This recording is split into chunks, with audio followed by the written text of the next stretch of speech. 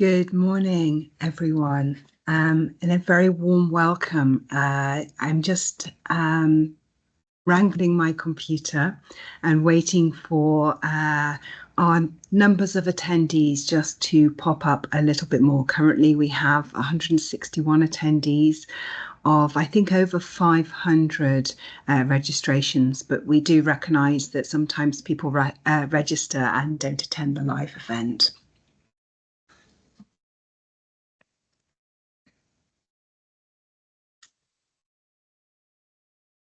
I think I'll go, if we get to 175, I think I'll start, but I'll start soon anyway.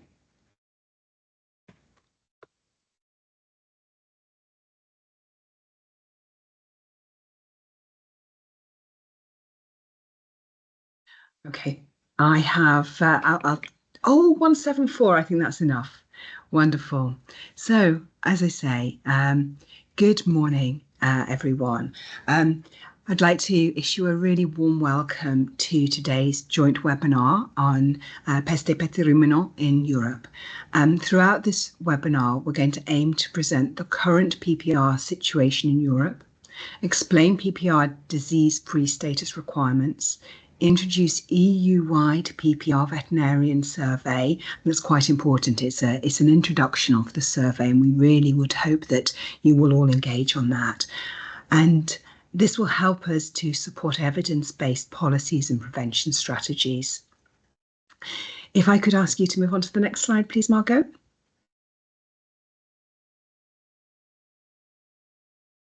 I'm not seeing the next slide. Is everyone else seeing the next slide?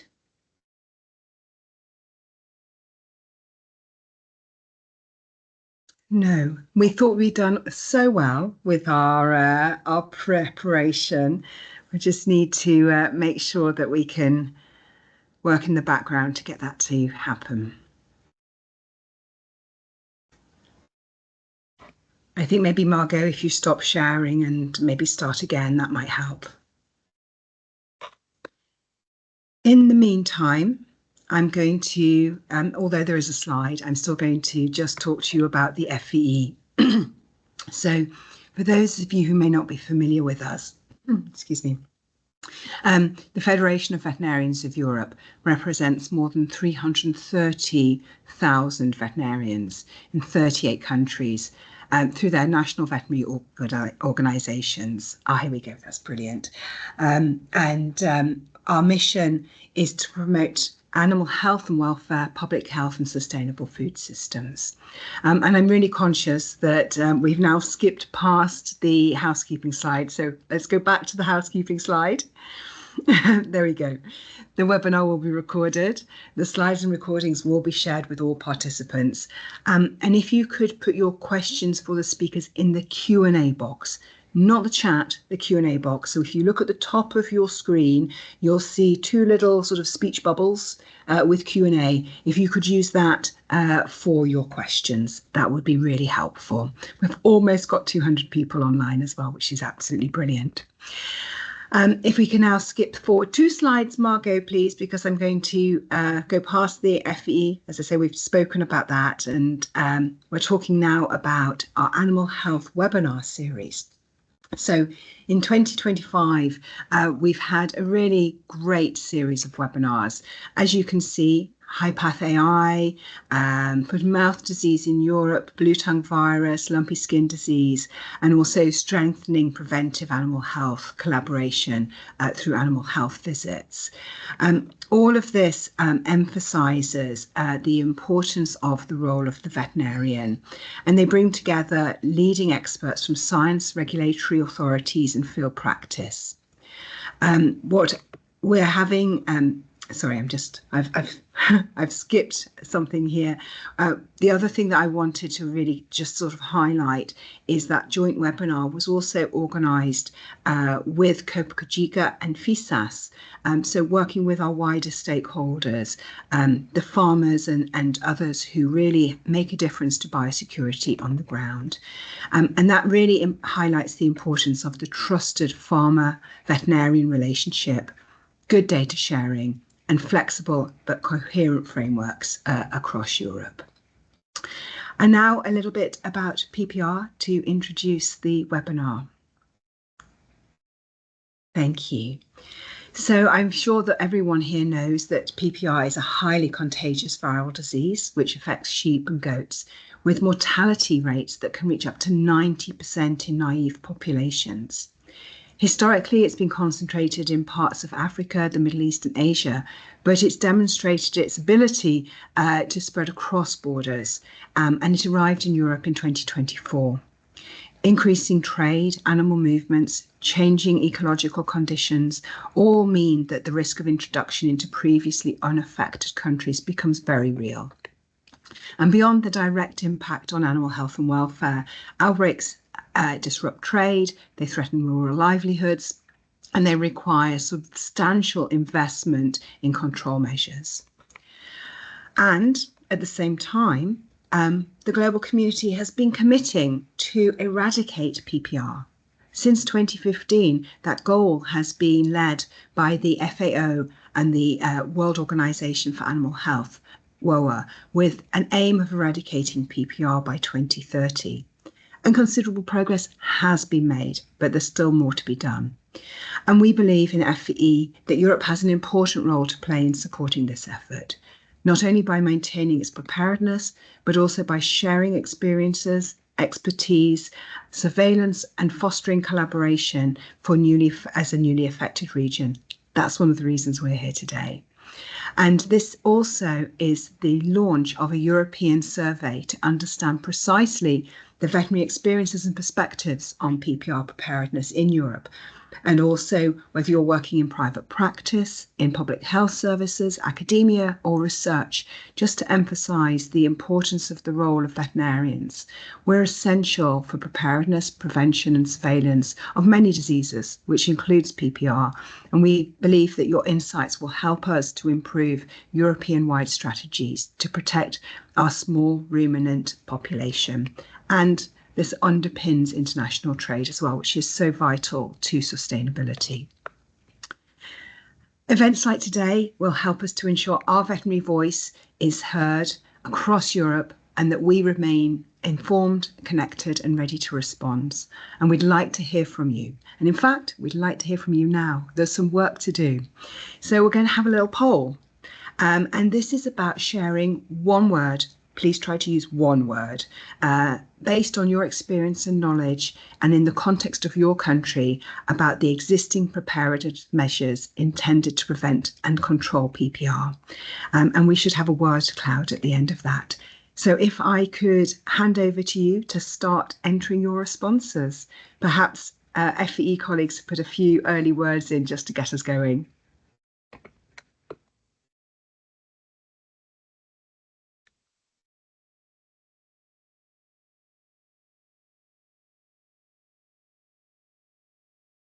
I'll also ask Margot just to let me know when she thinks that we've got a good number of responses, because I'm not seeing any on the live poll.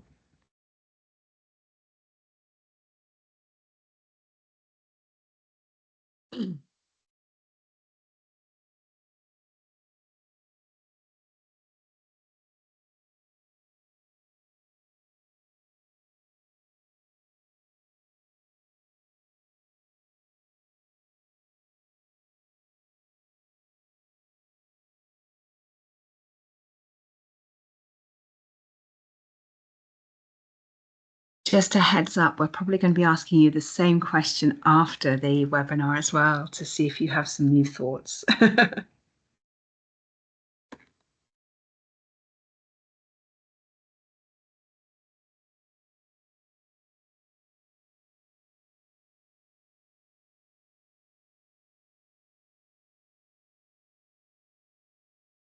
How are we doing, Margot?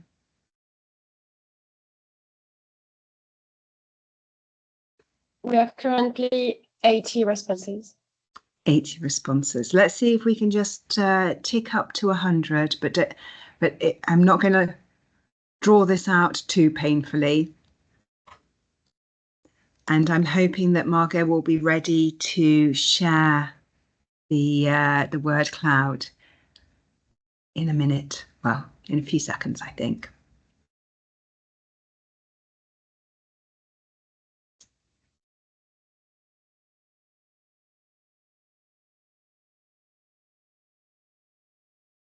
I am going to draw this to a close because otherwise I'm going to overrun.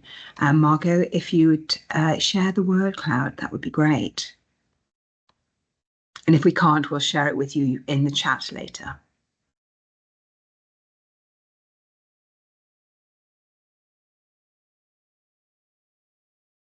Because I do know that the technical logistics can be a bit tricky.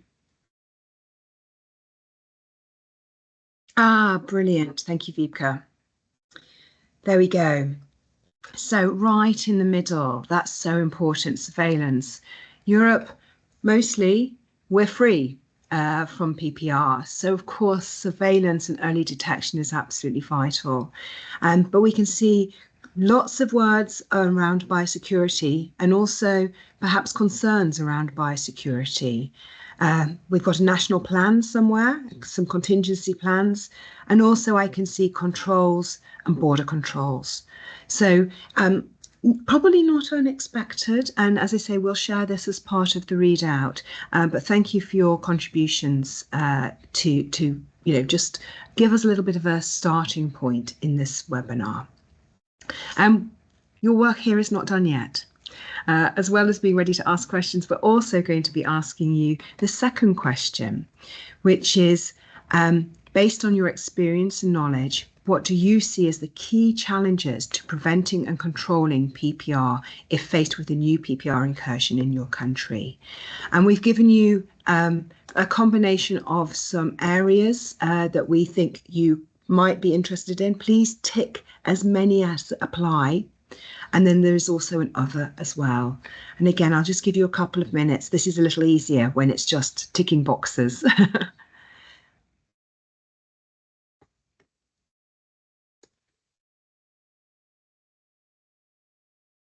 Here we go. We're seeing in live time what people are saying.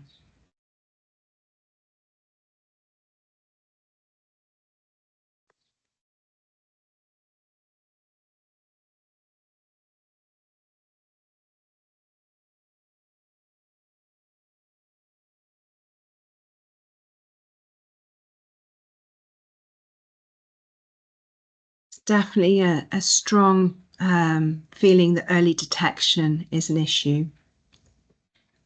And if we could, Vibke, perhaps scroll down as well, just to see what's happening at the bottom there. Excellent. So coordination, international trade, sort of on the lower end.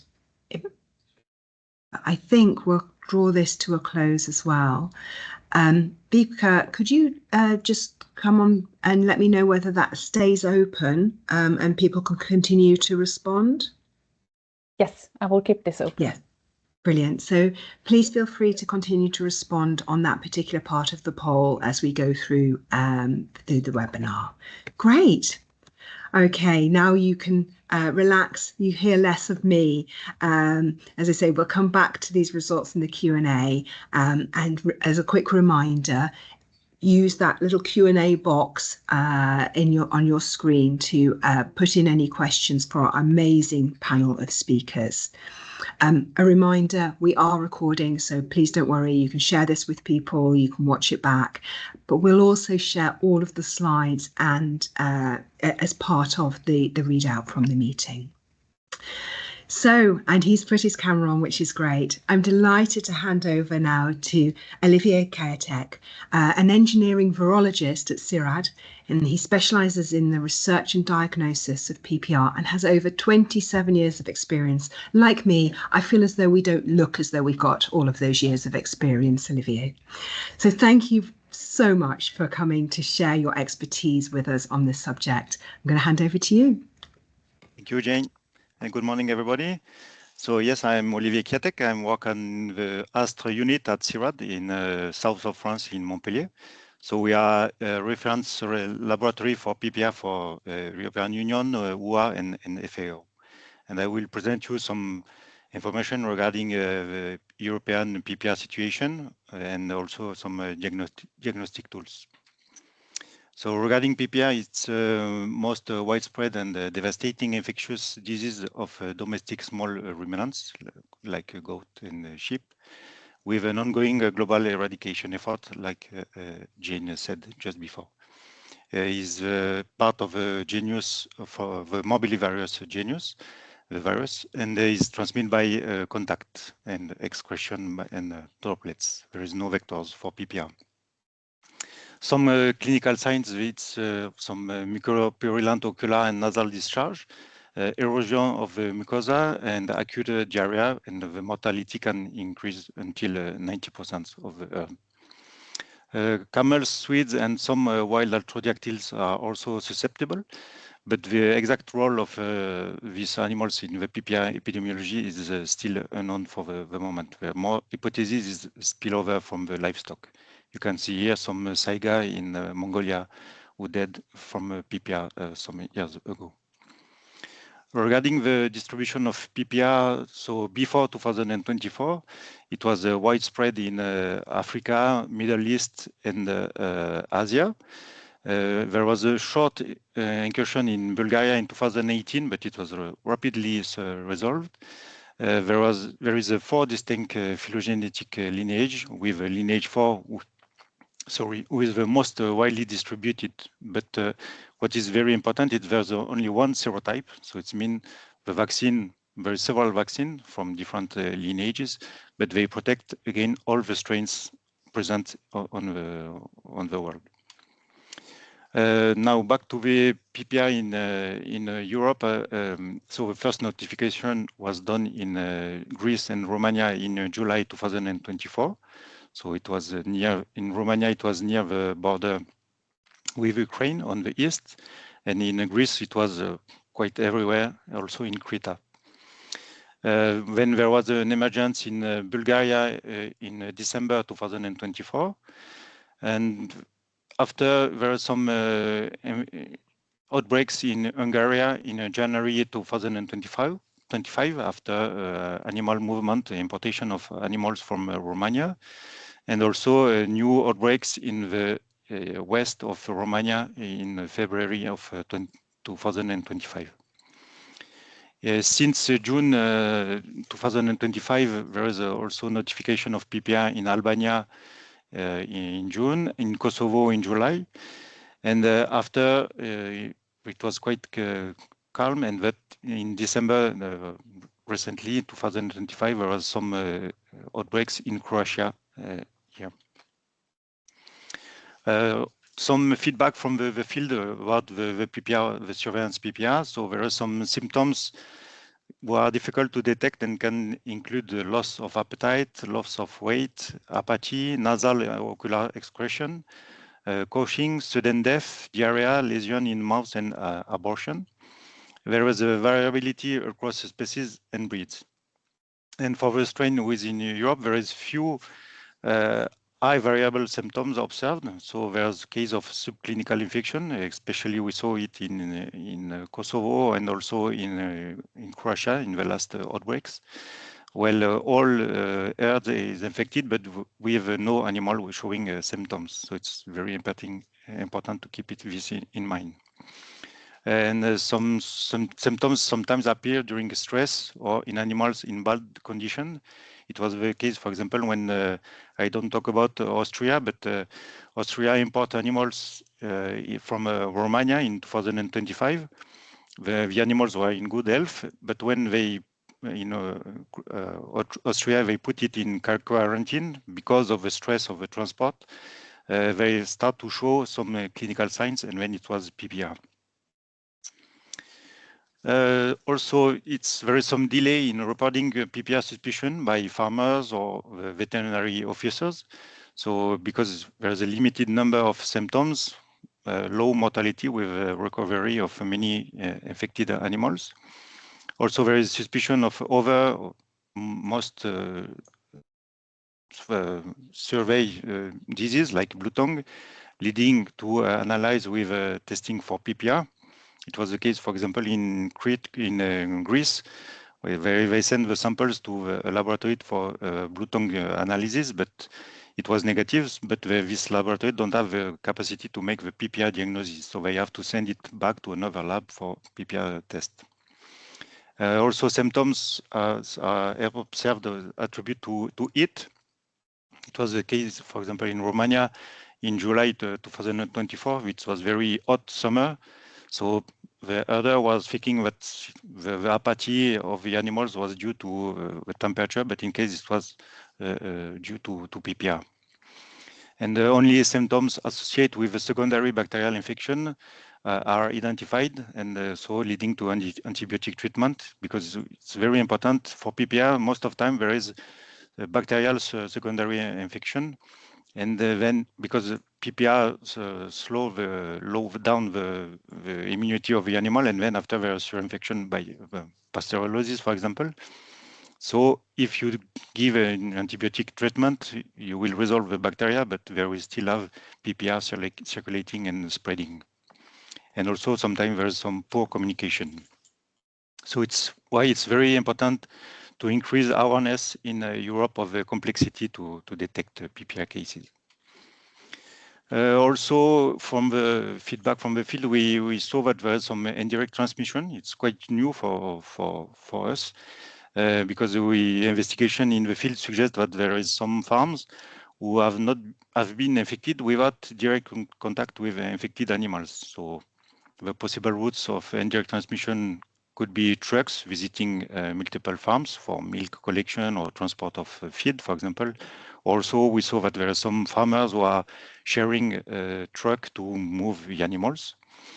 And also it can be a person visiting multiple farms who can contaminate farm to farm. So it's very important to have a clear guidelines for biosecurity measure for disinfection of equipment and personal protective equipment to be provided in area at risk. Regarding the role of the European Reference Lab for PPR during the emergence, so we are part of a network of 27 EU member states and 14 non-EU states.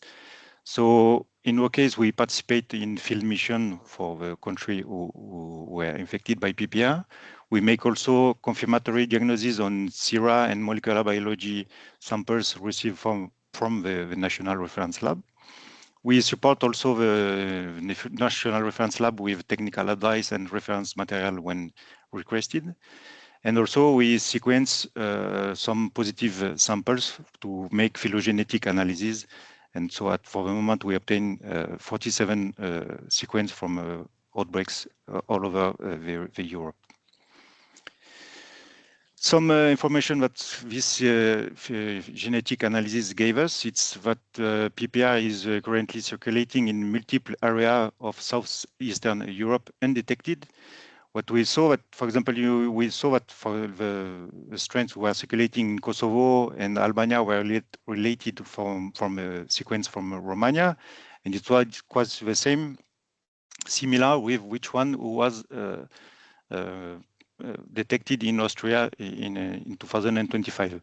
But recently in Croatia, we saw that it was a strain completely different from the others. It was linked with an old strain from 2024 was circulating in Romania. So it means that there is some missing information between these 2 years, thinking that there is some undetected contamination circulating in Europe.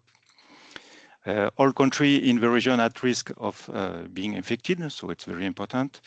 And animal movement is the main route of spread of PPR in Europe. Legal and illegal movement. We saw that there was also still a lot of illegal movement, animal movement. The more the delay in detection and restriction, the higher the risk of spread through the movement. And limited or non-specific clinical sign reduce sensitivity of clinical surveillance, increasing risk of missing outbreaks. So we have to take of that. So clinical surveillance is not enough because most of the time the surveillance for the moment for PPR was based on clinical signs. We saw that it's not enough now. So symptoms may be difficult to detect or absent. So and we saw subclinical transmission proven in Croatia and Romania at least. And symptoms vary also across species and breeds, and depending on health condition also and environmental context. So we propose to mean to detection to be implemented. So it's very important to plan an active surveillance with a statistically designed sampling across southeastern Europe and beyond, even in absence of clinical signs. Focusing on area at risk where we know that there is animal movement or resulting of epidemiological investigation. Take advantage of sampling done for other disease like blue tongue, for example, to test for PPR also in the same time. And increase awareness of field vets of difficulty to detect the disease with sampling in any report of abortion, unexplained mortality, and any signs remotely related to PPR.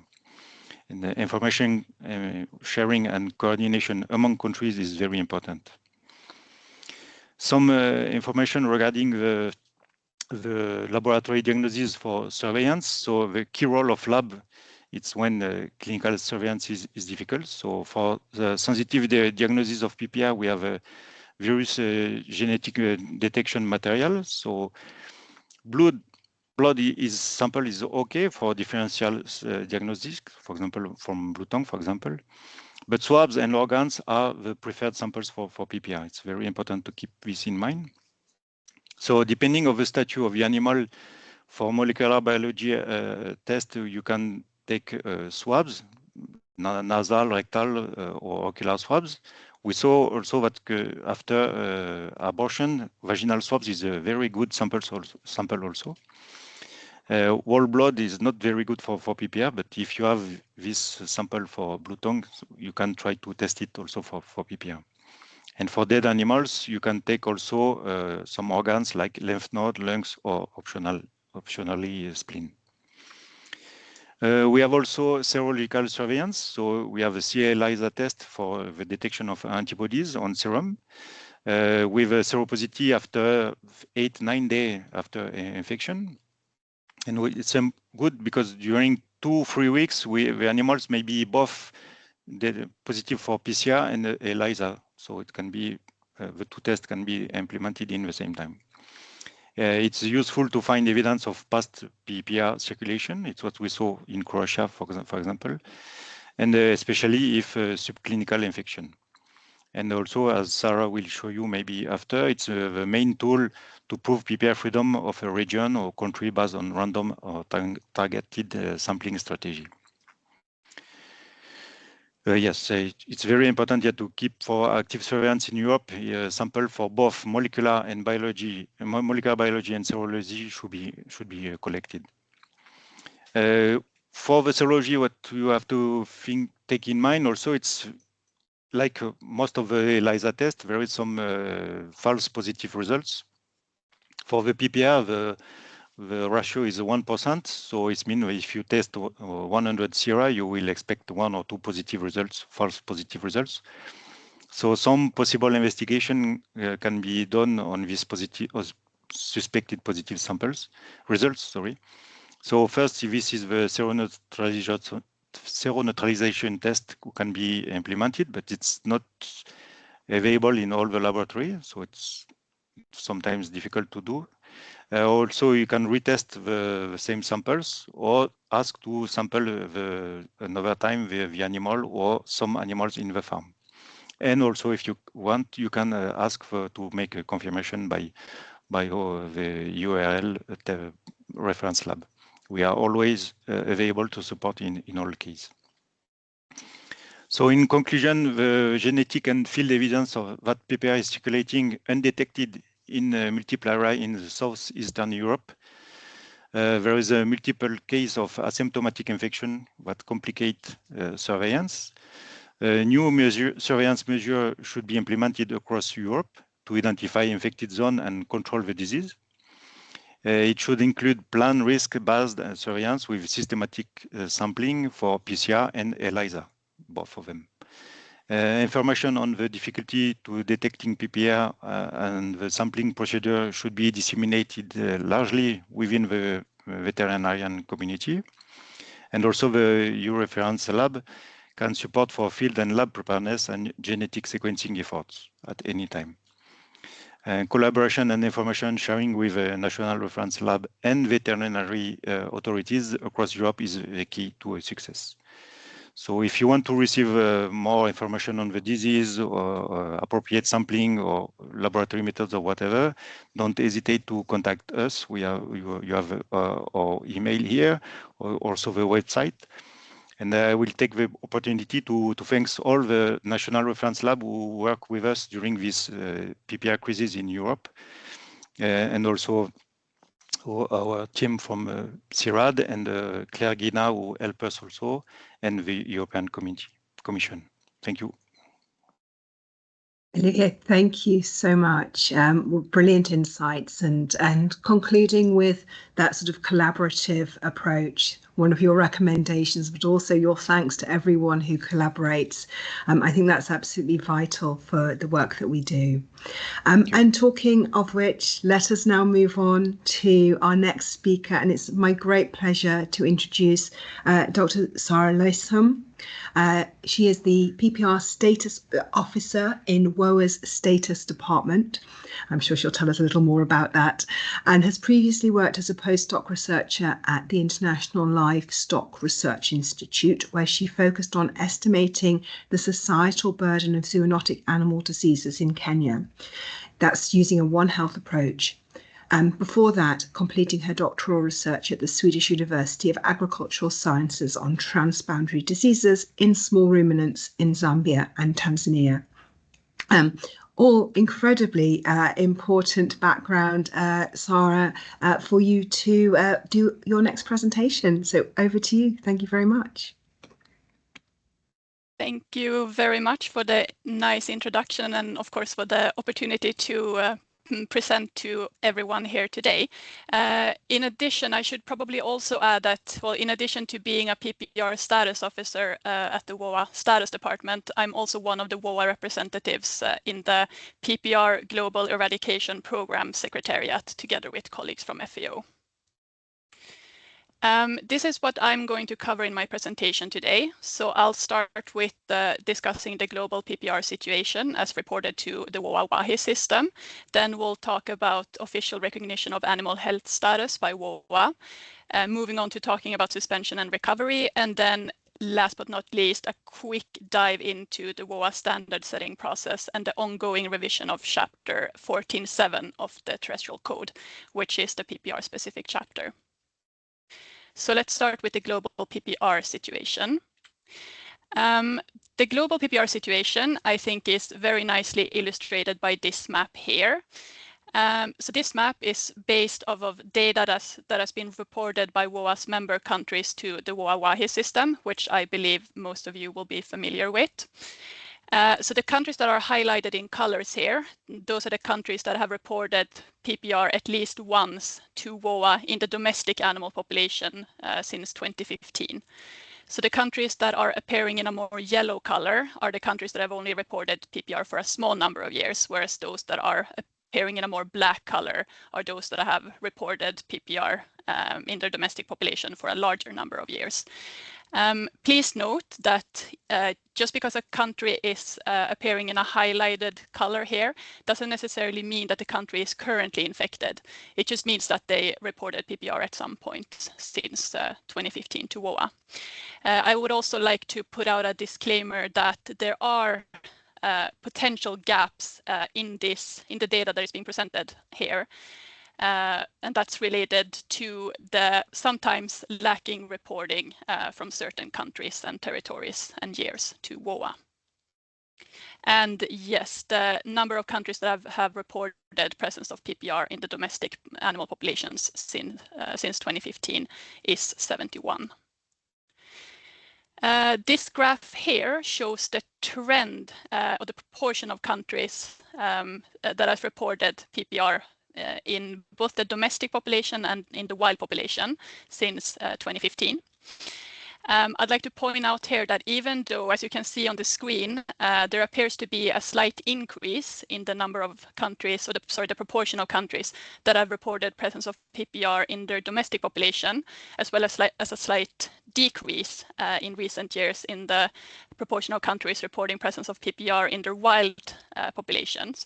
That is probably not the representative of the actual situation.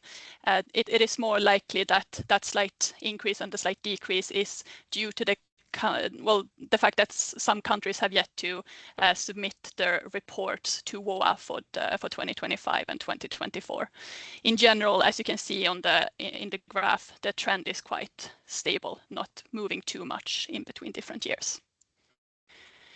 Now I suggest that we move on to looking at the official recognition of animal health status by WOAH. So WOAH has procedures for official recognition of animal health status for 6 diseases. So that's FMD, CBBP, BSC, AHS, CSF, and of course PPR. WOAH used to have a procedure for official rinderpest-free status, but since rinderpest was globally declared eradicated, it is of course no longer possible to be officially recognized as rinderpest-free. I would also like to just briefly mention that WOAH, in addition to the official animal health status procedure, WOAH also has procedures for endorsement of official disease control programs for 4 diseases. So that's FMD, CBPP, PPR, and dog-mediated rabies. So then what are the benefits with having an official recognition of animal health status by WOAH? Well, to have this status is of great significance for international trade of animal commodities, and it also constitutes one of the most important legal links between WOAH and the World Trade Organization. So by being or having an official recognition of animal health status, a country demonstrates that it's in compliance with the WOAH international standards, and it also demonstrates that the country has a high quality of its veterinary services. And this altogether contributes to facilitating safe trade of animals and their products. And of course, it also contributes to safeguarding animal and human health in international trade. The required content of the application that countries must submit to WOAH to have or to attain an official recognition of their disease-free status, as well as the evaluation procedure is governed by a standard operating procedure, which is available on the WOAH website in WOAH's 3 official languages. So that's English, French, and Spanish. And if you're interested, I do invite you to go to that website and have a look at the document. The evaluation procedure of the submitted applications is very robust and it's very comprehensive. It starts with a preliminary screening by myself and my colleagues at the status department, where we mostly check to make sure that the country has included all of the necessary information in their application. And if we detect inconsistencies in the information provided, or if we detect gaps, then we will send back questions to the country, thereby giving the country the opportunity to correct any inconsistency and to address any gaps. And usually there will be at least 1 or 2 rounds of questions with the country at this stage, but sometimes there's even more. This is then followed by evaluations by 2 expert groups. And these expert groups, they have the role of determining whether the information provided by the country demonstrates that the country is in compliance with the relevant provisions in the WOAH standards for being officially recognized as free from the disease in question. And the outcome of the evaluation is then communicated by the Director General. And if the outcome is positive, the country will be proposed for official recognition by the World Assembly of Delegates at the General Session in the following year. This map here is from the WOAH website, and it shows all of the countries that are currently officially recognized as PPR free by WOAH. So those are the countries in green. The map also shows the countries that used to have an official PPR free status, but that has had their statuses suspended. And I would like to here take the opportunity to recognize and congratulate one country, that is Hungary, because as Olivier mentioned in his presentation, Hungary did have an outbreak last year of PPR, but after that they successfully managed to control and eradicate the disease, and recently, a few months ago, they also successfully managed to have their PPR-free status by WOAH reinstated. So I don't know if there's anyone from Hungary listening to this webinar, but if there is, a big congratulations to you. Now I suggest that we have a very quick look at some of the most important requirements in the WOAH standards for PPR-free status. I would like to start off with having a look at one of the most important articles, in my opinion. So that's Article 1473, which me and my colleagues like to refer to as the Freedom Article. This article states that a country or zone may be considered free from PPR when, at least for the past 24 months, there has been no case of infection with PPR.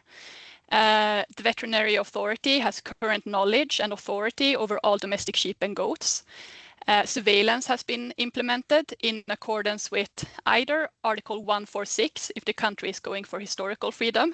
Don't worry, we'll talk about historical freedom in a little bit. And if the country is not applying for historical freedom, it should then have conducted surveillance in accordance with other articles in the PPR specific chapter, 14.727 to 14.733. And the country should also have had measures in place to prevent the introduction of the infection. The country should not have vaccinated against PPR, and the country should also not have introduced vaccinated animals into its territory. Now I would like to talk about historical freedom with you. So the main difference between countries that are applying for historical freedom recognition of a disease, let's say PPR, compared to the countries that are going for the, let's call it normal PPR freedom, which is the one that we just looked at, described in Article 1473, is that the countries that are going for historical freedom, they strictly speaking do not need to include a pathogen-specific surveillance program. It is enough to demonstrate that they have a well-functioning early warning system in place. However, I would just like to point out that many countries that are applying for historical freedom, they will still include some pathogen-specific surveillance program, even though it's strictly speaking, like I said, not necessary. So for countries going for historical freedom, they must prove in their application that for at least the past 25 years, there has been no occurrence of infection, and also that for at least the past 10 years, there has been no vaccination against the disease, and also that the infection has been a notifiable disease, that there has been an early warning system in place, that measures have been in place to prevent the introduction of the infection, and also that the infection is not known to be established in wildlife. Another important role of the WOAH standards is to provide guidance to countries on how to conduct safe trade. And the PPR specific chapter is of course no different. So on this slide here, I have just listed the articles that are in chapter 14.7 of the terrestrial code that concerns trade. We're not going to talk about all of them today, of course, because we don't have time for that. I would, however, just like to highlight the presence of one article to you, and that is Article 14.7.10. Which provides recommendations for importation of live domestic sheep and goats from countries or zones that are considered infected with PPR. So also here, we're not going to go through the content of this article in detail. It is available online freely, so please go there to check if you're interested. But I would, the reason why I'm bringing this up here is that I would like to bring you to your awareness the existence of this article, because it's a common misconception that WOAH has no guidance on how to conduct trade with infected countries. But as you can see, that is not the case. Now, I thought that we should have a quick look at the suspension and recovery procedures of officially recognized animal health statuses. So if we take the case of PPR, a country can have its PPR-free status suspended for a multitude of different reasons.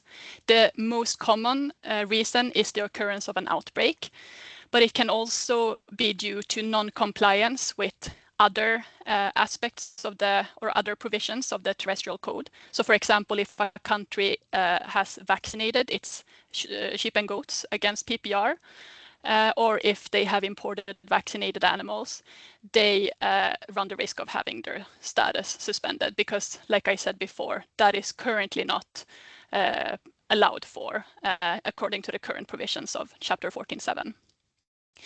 Another reason that a country can have its PPR-free status suspended is because of non-submission of an annual reconfirmation. So as I'm sure many of you know, the annual reconfirmation is an annual procedure that all countries that have either an animal health-free status or an endorsed control program must take place in. So if they fail to submit all of the necessary documents that are required as part of their annual reconfirmation, they run the risk of having their status suspended. Countries that have had their status suspended, they can recover their PPR-free status. And there's a really nice standard operating procedure on the WOAH website that provides more information about the suspension and recovery procedures. So if you're interested, please have a look in that document. There's also instructions in the terrestrial code, more specifically Article 14.7.7, which provides information on how to recover PPR-free status following an outbreak. So this article states that 6 months after the disinfection of the last affected establishment, a country may recover its PPR-free status. But this is provided that the country has implemented a stamping out policy and also that the country has conducted surveillance in accordance with the provisions in Chapter 14.7. Now, before I end my presentation, I would like to have a quick dive into the WOAH standard setting process and also the ongoing work with revising the PPR-specific chapter in the terrestrial code, Chapter 14.7. So the WOAH standard setting process is a robust, comprehensive process that involves work by the WOAH specialist commissions and also several expert groups. And of course, potentially the most important is the comments and the feedback that WOAH receives from its members and also from its international partners. In general, it takes around 2 to 4 years for new standards to be adopted, but it can be both quicker and it can take longer time. And like I said, this work is currently going on for PPR. So on this slide, I have listed some of the topics that are going to be discussed for potential adaptation into the WOAH standards. So that is the role of wildlife and unusual hosts in the epidemiology of PPR. Vaccination against PPR is also going to be discussed, more specifically importation of vaccinated animals into PPR-free countries or zones, if that can be reworked and so that it is allowed according to the provisions. It is also going to be discussed the possibility of having a PPR-free status with vaccination, because currently there's only PPR-free status without vaccination. And there's also it is also being discussed to include procedures for recovery of PPR-free status following vaccination. Import provisions for certain commodities are also going to be discussed. There's also work going on to revise the surveillance articles in Chapter 14.7 in the terrestrial code. And there's also work going on to revise Article 14.7.34, which is on WOAH endorsed official control program. And this was my last slide. So thank you very much for your attention, and I will be happy to answer any questions that you may have. Thank you. Sara, thank you so much. Apologies, I've got a bit of a cold. Really, really important to hear about the PPR status globally, but also the work that WOAH is doing to revise the code chapters, including looking at the sort of vaccination and so on. So it's really encouraging to see that. I won't ask for any questions at the moment. Just a reminder to colleagues on the webinar to please put any questions for any of the speakers into the Q&A. I can see Olivier is already helping to answer some of them, and everything that goes into the Q&A will form part of the readout from this webinar. So thank you again, Sara. We're going to move on to our next two speakers. I'm going to introduce both of them, and they will cover some different aspects of the work that we do.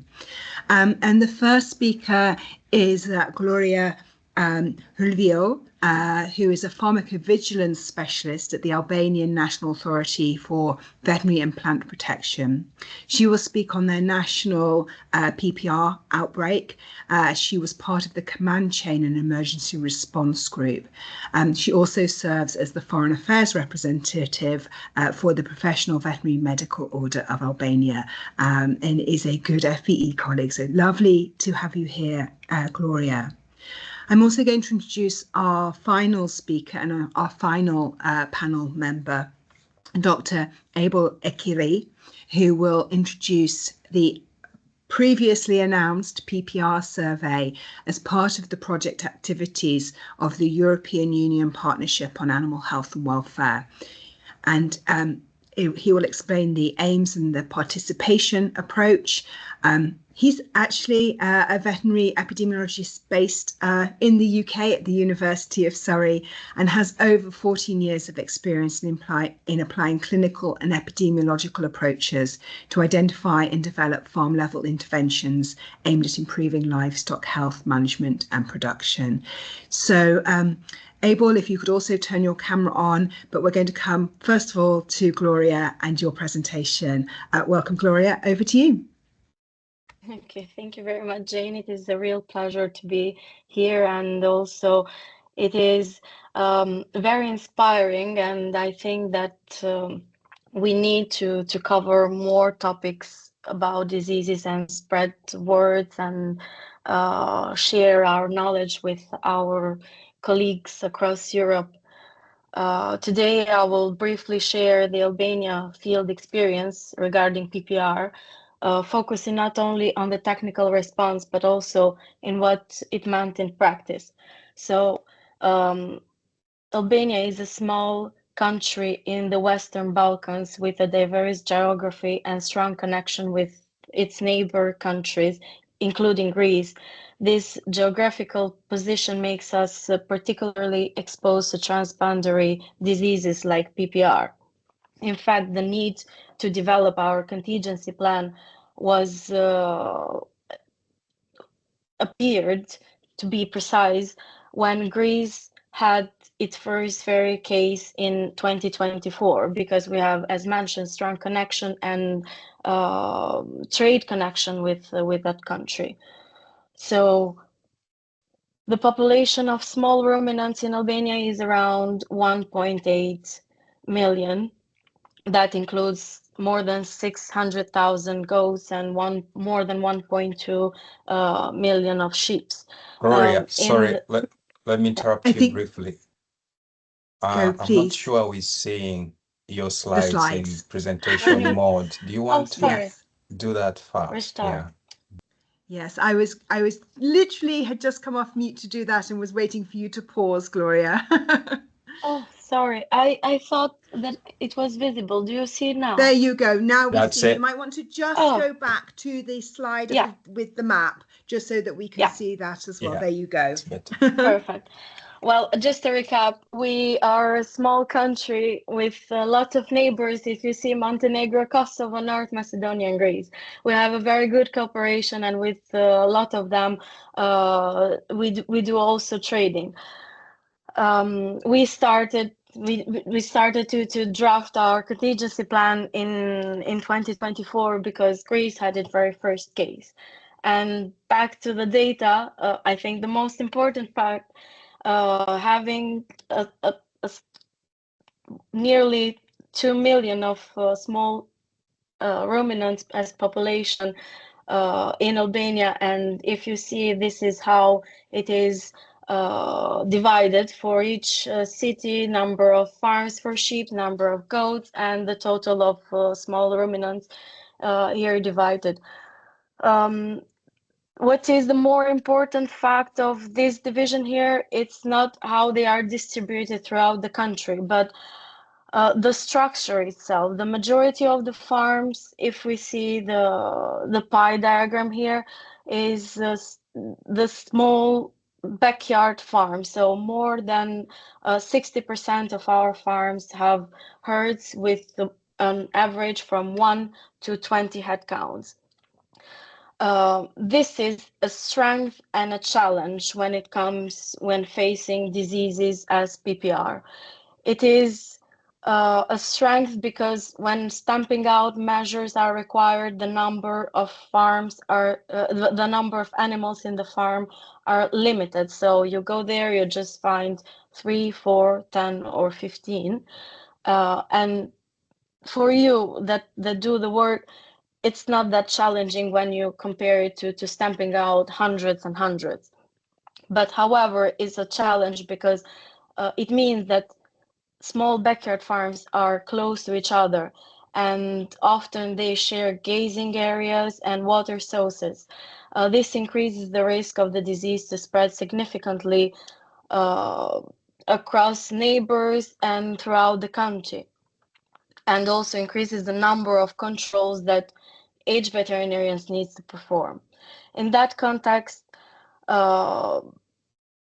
it clearly shows that to manage PPR for us, it relied in 4 essential elements: time, partnership with farmers, role of veterinarians, and control of treatments, and biosecurity. For each of them, time response is critical to prevent the spread. Any delay, detection, or intervention significantly increases the risk on transmission to other flocks. In our case, we had to revision our plan of surveillance more than once. Partnership with farmers is the key ally from the very beginning of the fight. The need to ensure their compensation and even the loss of income, because to be fair, some of them, or even the majority of them, face the loss of income, remembering that we had the majority of our flocks are small backyard farms. So to them, it's probably the main income of their farm. So failing to give them trust consists in risking that they may conceal or not being honest, or trying to cover up by using other medications, to be specific, antibiotics, because using antibiotics with PPR, it creates the gap on extending the curve of the disease. It will mask the symptoms for a very long time. And veterinarians have the most significant role here. They need to be continuously trained and aware in order to do their job and manage the situation. At the same time, as I mentioned, attempts to treat the flocks without proper treatment, without recognizing the situation. So a veterinarian that it has failed to acknowledge the contingency plan, the treatment, the procedures, and just trying to treat the symptoms is a risk. And also biosecurity. We say it out loud, and we will always say that biosecurity is the first step in being in trying to manage everything, not only in the farm, but also for people and for everything that goes in and goes out. For example, we identified that a mechanical vector in our case were the milk trucks. So the need to amplify the biosecurity of everything that goes in and goes out. Every farm was critical. And for the legal frameworks, as I said, again, I won't repeat, but I will say that when we drafted the contingency plan, we thought that on paper we were prepared. And however, to be fair and to be honest, nothing prepares you when you face the reality. Having written down everything, it doesn't mean that you will succeed. So at that time, we had 12 outbreaks. You see the map, there are divided in each country, in each county throughout the whole state, and they were nearby one another. So from our epidemiological investigation, it showed that it was one flock that was imported and then sold in local trade in several cities around the country, and within the date range. So the first case was on the 4th, the second the next day, several days, one after another, they started to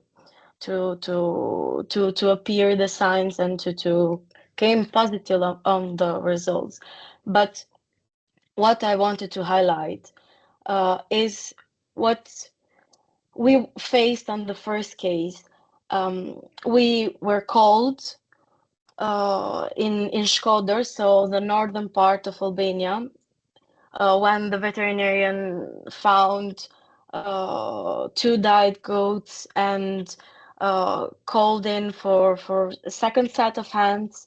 While taking samples and sending them to the labs, we saw the clinical signs, stomatitis and anorexia, as mentioned before, the normal one, but very similar to other diseases. And we drafted the paperwork to send to the lab, and we didn't want to write it down, PPR. We were struggling and fighting for one with ourselves to think that it won't be PPR, but still in the very last second we wrote it down to double check also with PPR, because we wanted to go to the bottom of this case. But it was scaring to think that perhaps PPR was in our country and what it will mean and what it comes next. Gloria, I'm so sorry. I don't know. We're at the first case. I don't know how much more you have, but if we could try to wrap up in the next few minutes so that we have time to launch the survey. Yeah. Yeah, we'll try to do that. I just realized if we're at the first case, I ought to just double check. Yes. Yeah. Okay. So I will just recap the measures for control. So as I said, we changed our control plan. So we set the protective zone to 3 kilometers and surveillance zone to 10 kilometers. We made the ban for the whole nation of movement animals that is entirely restricted to slaughterhouses, and even the ones that needed to go to the slaughterhouses would have the need to undergo the sampling before. This was time consuming also because when the disease started out, the first outbreak started in our nation, it was with a migration, the seasonal migration. So another risk factor of spreading the disease even rapidly and even more. So another thing that I wanted to point out, we created 59 groups of official veterinarians, inspector, and from the National Food Authority, police, and everything else to try and control the markets, and everyone that every farmer was following the movement ban. But unfortunately, this was one picture captured from one of my colleagues. We discovered some cases that farmers tried to insert animals illegally from other countries.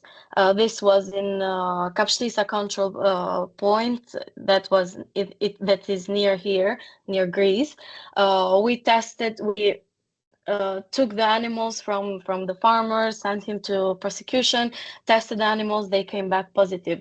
But still, this was one concern that will go on in our minds from time to time, and it was exhausting. The diagnostic that our national laboratory used was PCR and ELISA. We discovered, collaborating with CIRAD, that it was the strain was Lineage-4, that is the strain that circles Europe. Those are pictures taken from some farms that I personally was and had to stamp out them. You see that there are normal clinical signs that you can mislead for other diseases.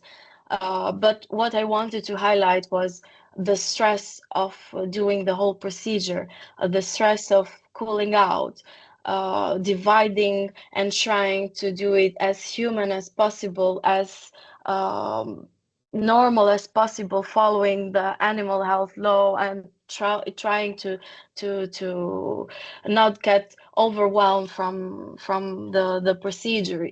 We were in the middle of the summer with 42 degrees,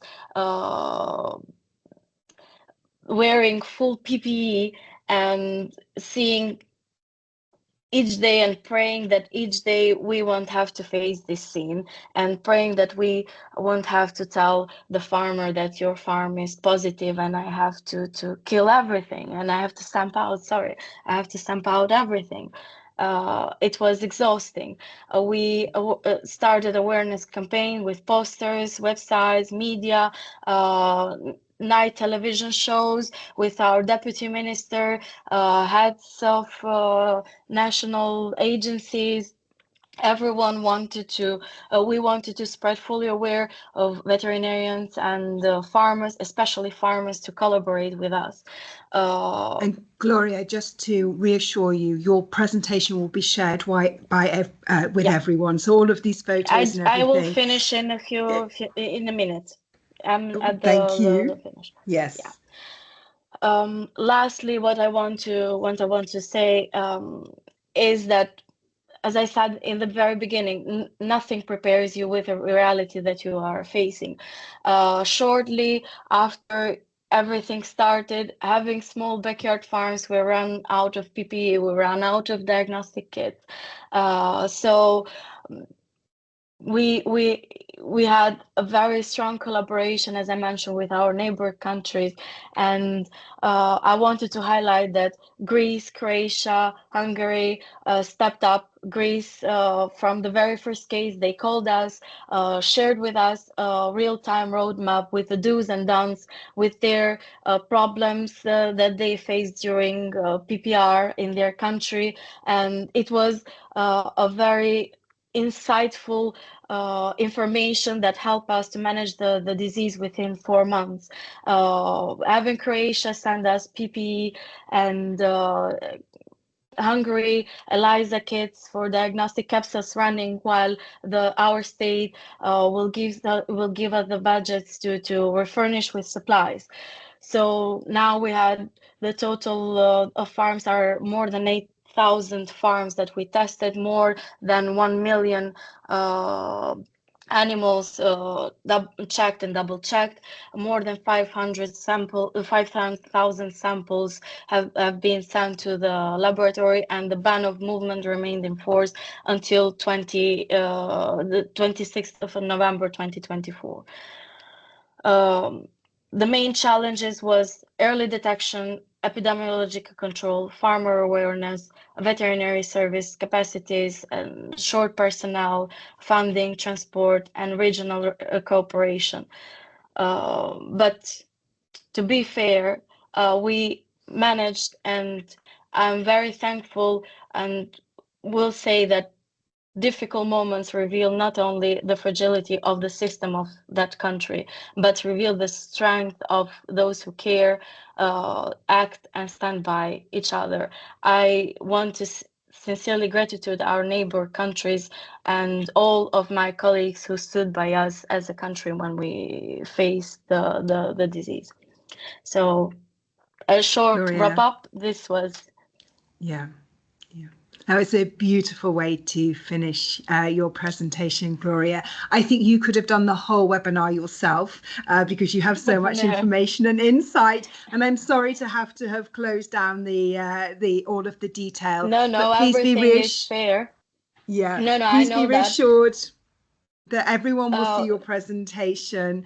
And thank you so much, Gloria. Really, really appreciate all of the work that you've done, but as you say, all of the work of your neighbours and the whole veterinary family. So it was a team collaboration, and that was my whole point, to share with everyone in time of need. Don't hesitate to call someone that you know that knows more than you. They will share.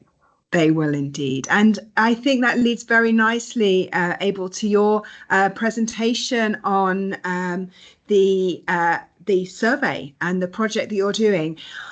I am sorry, we do need to keep a little bit of time for some of the Q&A.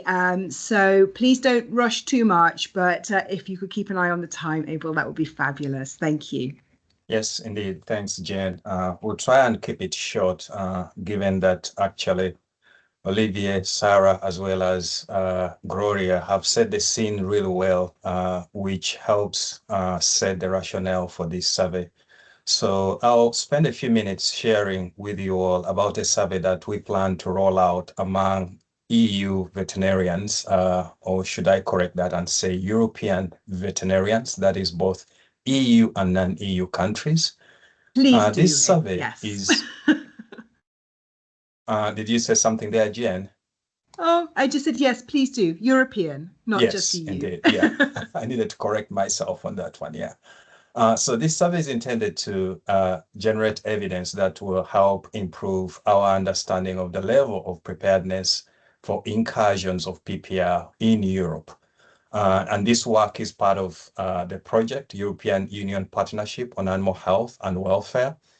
And this partnership has a number of contributors, including the University of Surrey, EFSA, CIRAD, IZSLT, and of course, FVA. Now, Margot, thank you. I see the next slide there. I'll skip that and keep moving on. Margot, if I may.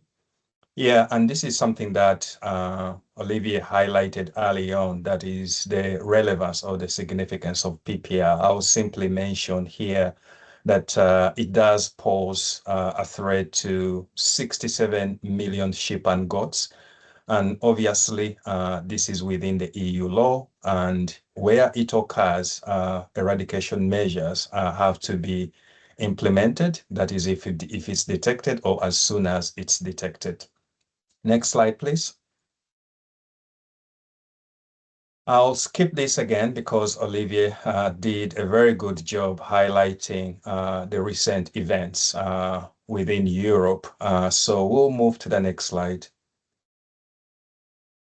Yeah, something that I want to highlight here, some of the lessons that we've gotten out of the recent events, all the way from mid-2024 up to January 2026. And that is looking at the events in Greece, Romania, Bulgaria, Hungary, Croatia, as well as some of the non-EU countries, that is Albania, Kosovo, and Turkey.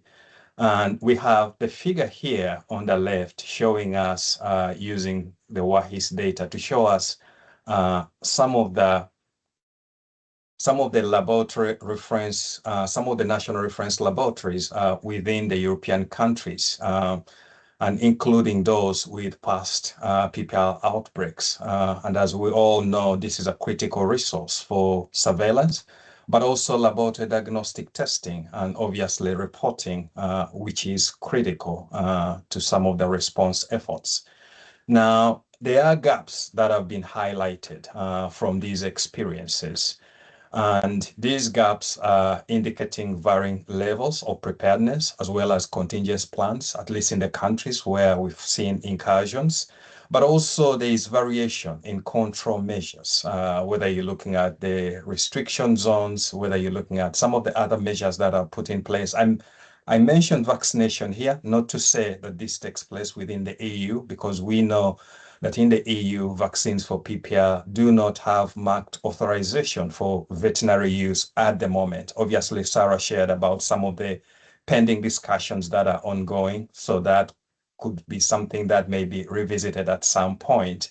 But what I also want to highlight here is that in some of the countries, we've seen that there's been challenges with preparedness, such as we saw in Croatia, where symptoms were detected in the field, and a month later, samples were sent and confirmed by the laboratory as PPR. And this again speaks to some of the challenges that Olivier highlighted early on.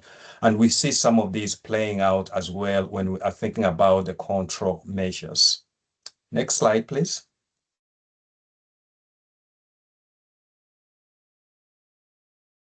So the lessons from these previous PPR incursions, as well as combined with findings from a systematic review that we've done more recently, to give us some of the insights on the evidence on the potential impact of an outbreak of PPR on sheep and goat production in the EU. It did reveal a couple of things. One is the ability of the virus, obviously, to spread across borders, as well as the virus entry routes, which are really varying, as again here highlighted earlier by Olivier. And something that is critical as well here that I want to highlight is that there are gaps within our understanding of the level of the preparedness for sustained incursions of PPR, but also the effectiveness of the virus response strategies that have been put in place in the affected as well as the non-affected EU countries.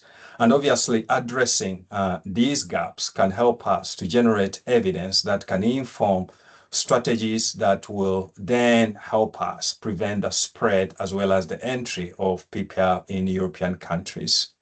Let's keep going on. Margot, please. Next slide. Next, please. And this is something that Gloria did a good job highlighting. What is the role of the veterinarian? But also Olivier highlighted some of the challenges in the field, especially when it comes to detecting some of these PPR cases in real time, leave alone the communication aspects, the laboratory testing aspects, as well as capacity aspects that are related to this. Next, please. Now, taking into account some of these gaps that I've quickly rattled through here, it means that we need to have a good understanding of the level of awareness and perceptions of European veterinarians about a couple aspects. One is about PPR disease in itself, especially if you're thinking about some of the difficulty in detecting the disease in field settings, but also the control and preparedness measures that are being put in place. And lastly, some of the factors that are linked to the spread, but also the sustenance of PPR within field settings. Next slide, please. I want to highlight here why we are doing what we are doing, but also more specifically the objective, which is to assess the level of awareness and the perceptions of European vets on these 3 or 4 key aspects. One is around PPR disease. What is their awareness around PPR disease? And that can be broken down into questions. What is their awareness and perceptions around some of the control as well as preparedness measures that are currently used or that are in place within their own countries, but also the contingency plans as well as the regulation that is in place in own countries. And lastly, what are some of the perceived factors that are linked to the spread and sustenance of PPR, especially in those countries that have already had incursions? Next slide, please. I want to quickly highlight here what it is that we have within this questionnaire that we've co-developed with our partners. And here are the key themes that we have within that questionnaire. One is awareness about PPR disease, but also control measures. And secondly, perceptions on PPR management. What is it that vets are doing in the field? And thirdly, the factors that may be linked to the spread and sustenance of PPR. And again, Olivier and other speakers touched on that briefly. And then lastly, obviously, the preparedness measures, contingency plans, as well as the regulations. Next slide, please. I will not go through this entire list, but what I want to highlight here is the fact that we are targeting at least 500 veterinarians in affected but also non-affected European countries. And the survey itself is voluntary with salt ethic approvals, and it will be administered using the Qualtrics survey platform. And the way it will work is we have a survey link as well as a code, a QR code that will be sent by our partner FVE to the various country veterinary organizations, who in turn will then cascade this to the participating veterinarians. Next slide, please. We've had a very structured approach to this, and we've developed that questionnaire, we've uploaded it to Qualtrics, we've piloted it, and also refined it further. And beyond that, we've translated it into 15 languages using a number of modalities supported again here by the various partners. And furthermore, we've reviewed and verified these translations with the help of native speakers from some of our partners. And we are currently uploading these translated surveys onto Qualtrics. Next slide, please. And I just want to again highlight here how this will work. Once that email containing the survey link and QR code is sent out by FVE as well as the country partner organizations, the participants will obviously hit that survey link or the QR code, which in turn will bring you that survey. And you'll have about 20 minutes or less. 20 minutes is the utmost. Usually it will take you not more than 20 minutes, and we'll definitely, obviously, aggregate all the data that we get. And the plan is, this is something that we expect to roll out by the end of the month, that is 31st March. Next slide, please. This is my final slide, just to mention, obviously, what is the expected benefit to all this. We plan to use this evidence to inform and fill some of those gaps around PPR preparedness, but also some of the prevention strategies. And we also hope that some of these findings will inform some of the policy decisions. And the data that we get, or the findings that are coming out of this survey, will be disseminated through reports, through short electronic briefs, but also through manuscripts. And the short electronic briefs will be developed with a view of sharing these further on with the national veterinary organizations and subsequently the participating veterinarians as well as our policymakers. Next slide, please. And lastly, I want to acknowledge the several contributors to this work so far. And I'm hoping that all the participants that are on the call right now, the veterinarians, will pitch in when the survey rolls out on the 31st of March. Thank you. Abel, I hope I've kept it a little shorter, Jen. Brilliant. Thank you. It is my fault entirely. I am the moderator. I take responsibility. We haven't got a lot of questions, to be honest, in the Q&A. And what I'd be really grateful is if all of the panel members could put their cameras back on. I'd like to just take a couple of themes. One of them is on vaccination. There's quite a lot in the chat, in the questions and answers around vaccination. And I'd also like to thank Olivier for being so diligent and answering some of those questions. But Sara, I'd really like just to ask you first, in terms of some of the questions that are in the Q&A, some of it was around how do we explain to farmers and society why we have a stamping out policy when there are vaccines available, and also how that work might feed into the revision of the code chapters. Thank you for that great question. And I mean, I fully understand the complexity around that. It's of course difficult as a starting point to explain to farmers why animals must be stamped out and to society at large. It's even more difficult in cases where the animals are not showing severe clinical signs. Maybe they're subclinically infected, or maybe they're just showing mild signs.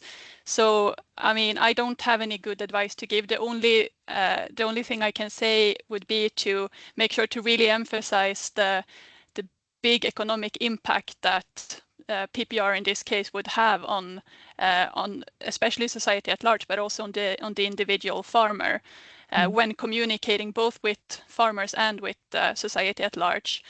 And yeah, just to emphasize the big impacts of the disease, and also to make sure that there's a strong system in place to reinforce farmers after enforced control measures.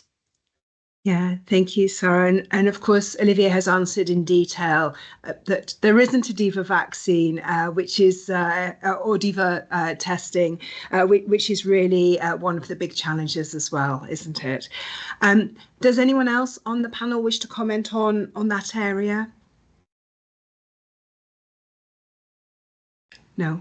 We'll move on to my final area of the sort of the themes, and that is really around surveillance. There's quite a number of questions talking about how do we, and this is one of the major gaps that we have identified, how do we identify cases early, incursion early? You know, what is some of the differences between the clinical presentations and the ability to take swabs or other samples? And Olivier, I think I'd like to just come to you really to say, you know, is there anything here around that you wanted to add from the questions that you have seen and been answering just for the wider webinar about the challenges of surveillance and early detection?